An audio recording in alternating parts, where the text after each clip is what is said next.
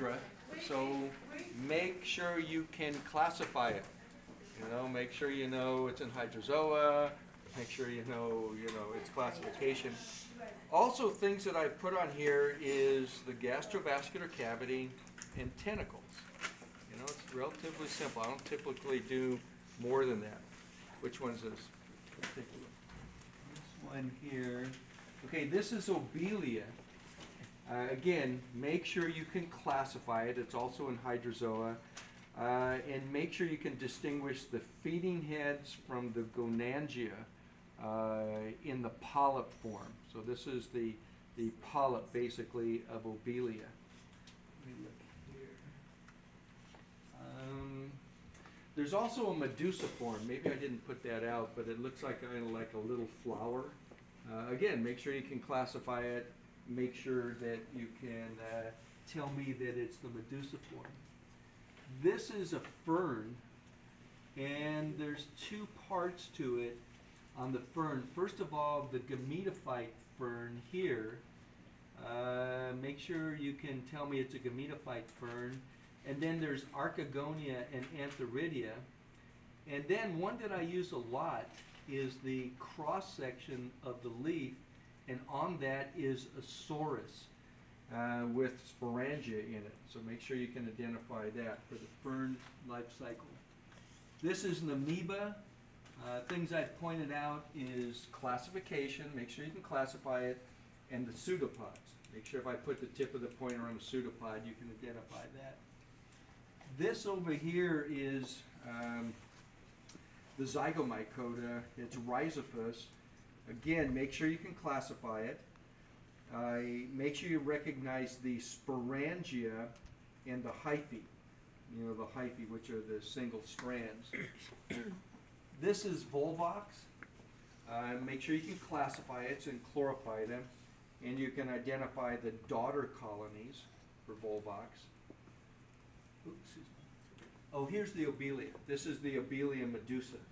So if I ask this, classify it, be able to tell me that it's a medusa.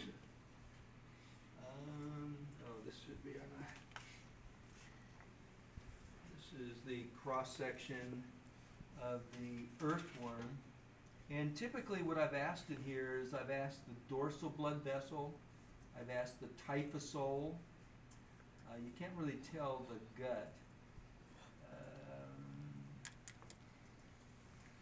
I've asked the ventral solid nerve cord.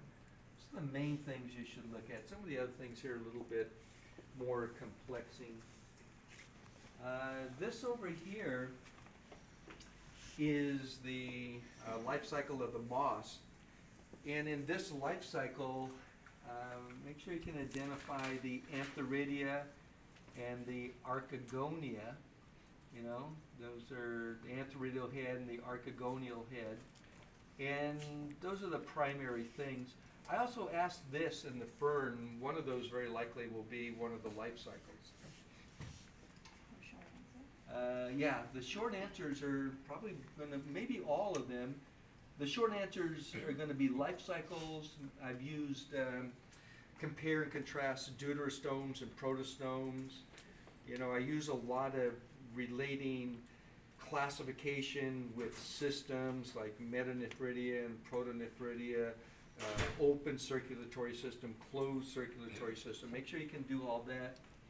This is Scypha here. It's a sponge. You can see the spongiceal. Make sure you know that. You can see the incurrent canals and the radial canals. And you need to be able to classify it. If I put that down and say what phylum, you would say it's in periphery. This over here, these are diatoms, so make sure you can classify it. I've asked sometimes what the cell walls are made out of. Make sure you know they're made out of glass. This is Paramecium. Again, make sure you can classify it. Make sure you can recognize the cilia, because they're visible here, the macronucleus, the micronucleus, and the oral groove. All of those are quite visible. This is, what is this? Oh, this is Glena. I shouldn't have grabbed this slide. Oh, well, if you put it down here, it looks like Euglena, but it's clumped together, you can't tell. But with Euglena, just make sure you can classify it for that particular slide. This is a cross-section of an Ascaris female, so you need to be able to identify the gut, need to be able to identify the uterus, the ovaries, the oviducts, and you need to be able to classify it. This is Trigonelia. Make sure you can classify it. This is the planaria, and I put on here the auricles, the eye spots, the gastrovascular cavity, and the muscular pharynx, and you need to be able to classify it. This is a cross-section through planaria. You should be able to recognize primarily the muscular pharynx, the gastrovascular cavity. Those are the main things. And again, from here, be able to classify it. And this is the tapeworm. All I've ever used from this is the scolex. If I point to the head, or if I point to an individual unit, it would be a proglotid, and those would be in two different areas. I'll set the slide so you can see both of them if you look in here now.